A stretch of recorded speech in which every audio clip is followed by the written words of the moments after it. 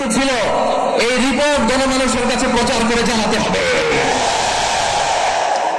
এই দাবির সাথে কি সবাই আপনারা একমত? কারা কারা একমত হাত তুলে দেখান।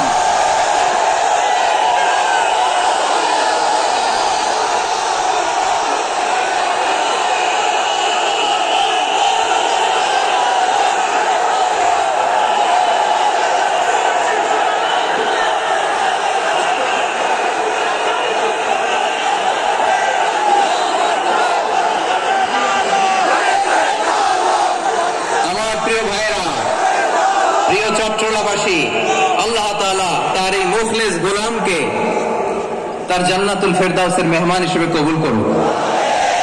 তার জীবনের সকল খেদমাগুলোকে কবুল করুন।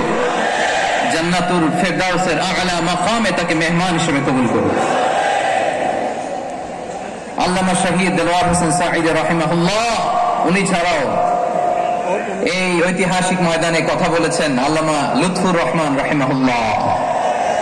চলে গিয়েছেন আমাদেরকে ছেড়ে। তিনি বলতেন, ইনশাআল্লাহ মিজান আবার আসবে। হুজুর, আমি তো আসলাম, আপনি তো আমাদেরকে ছেড়ে চলে গেলেন।